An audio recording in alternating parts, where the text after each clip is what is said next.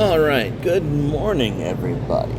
Now, I can't provide the image that I was going to upload because for some odd reason the Facebook algorithm decided to bury it. Shock and surprise. However, it was a tweet from one of the trad pages that I follow on Facebook. It was the image of a tweet that essentially said, men are always expected, it's always known that men are supposed to protect and provide, or provide and protect. It's in that order, provide and protect. And that's always a standard answer for what men are supposed to do in society. However, what is it that women are supposed to do? And that's the problem, is we never get a consistent, straightforward answer. And I've been thinking about that. And because I've been thinking about it, I'm going to get myself in a little bit of trouble with probably at least half of the people listening to this video. So, what about the women? What about them? What is it that women are supposed to be expected to do in, shall we say, an equitable status to a man's call to provide and protect for his family?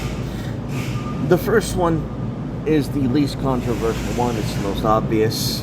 It's to nurture. And that's not controversial. Women need to be nurturing to their children. They need to be nurturing for their families. They need to be the carers to complement and assist the provider. That's a given. What is not so obvious, and what has been downplayed and what has been denigrated, and when it's not denigrated, it is warped and perverted beyond any reasonable, shall we say, observation. What is a woman's secondary obligation? What is her secondary role? What other function is she supposed to provide? And I have a strange one. This might not hit you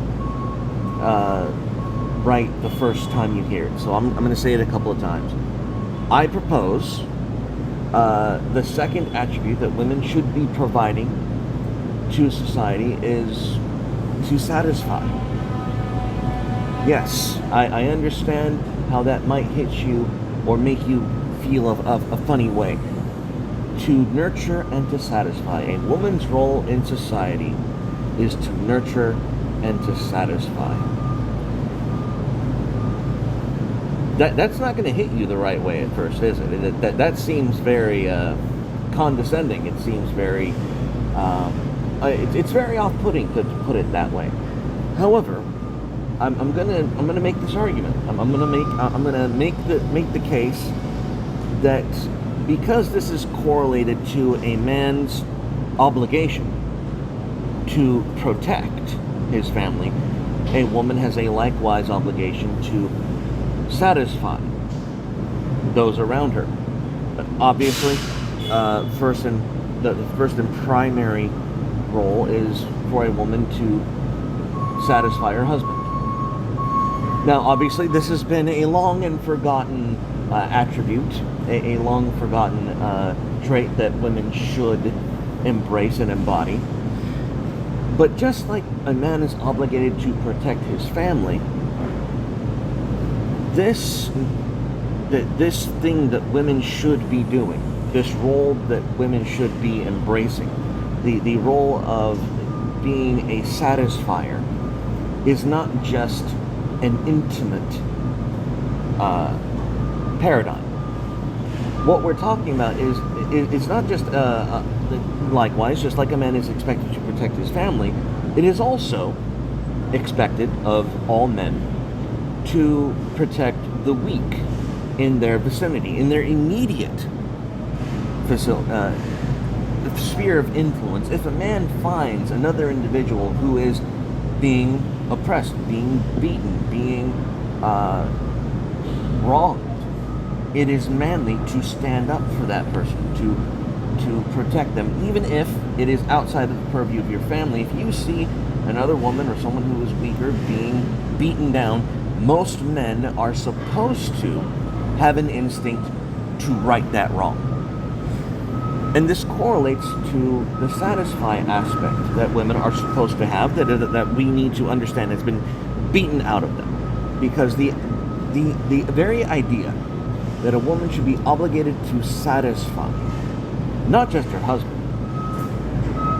but to provide satisfactory services and experiences and events, it's one of those things where we no longer teach women that it is noble, good, and desirable to satisfy. Not just satisfying the husband, of course, but to satisfy the household, to satisfy the immediate family, to satisfy the community, to provide satisfactory events.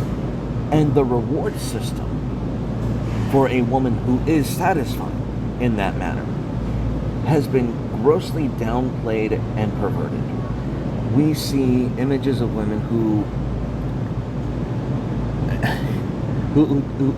really take this aspect of a woman's role to satisfy her family, her community, and her husband being very warped. And it's very denigrated as objectifying a woman.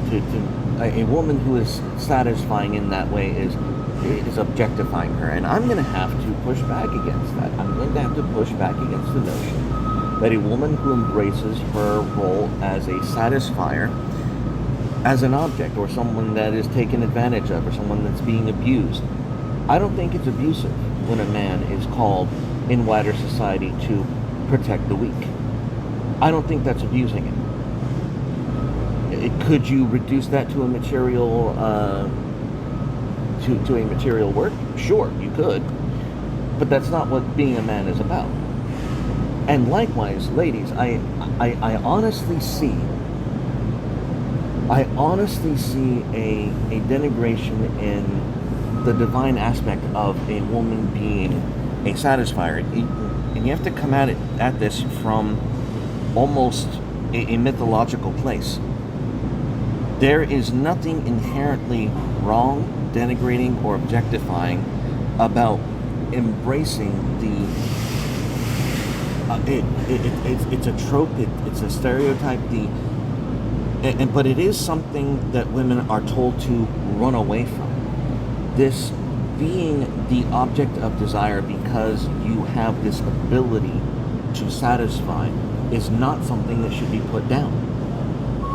And it's a role and a part of your psyche and your being that has been denigrated to your own detriment.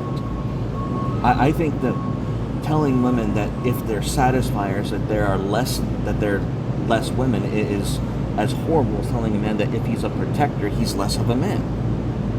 I will sincerely make that point. I think that because women have lost the ideal of being a satisfier, that they have become weaker, that they become less effective as women, that they're having less joyful relationships. I think it's affecting their state of mind. They're too focused on being the perfect nurturer rather than being the perfect satisfier, despite the fact that these two things go hand in hand. And so I just wanted to put forth, what about the women? Well, what should women put forth? What attributes should women be embracing? Nurturing is the first and obvious one. And the second one that I'm going to put forth, the controversial one, is women should be a satisfier.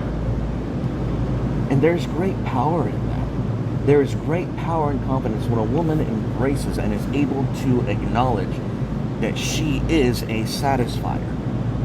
That she is someone who can accomplish the task, do it well, and receive due praise for it. That's another thing.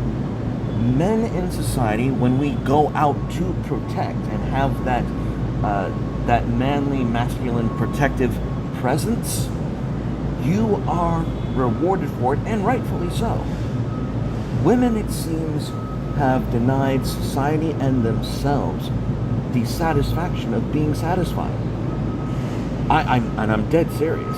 And the few women who actually tap into that aspect of their femininity are greatly rewarded for it. being a satisfier as a woman is an aspect that has been really pulled right under your feet. Take it back, ladies. Be satisfiers. So, again, what about the women? You are nurturers and you are satisfiers. That's it, everyone. I hope this wasn't too controversial for you. Stay carnal and God bless. Bye-bye.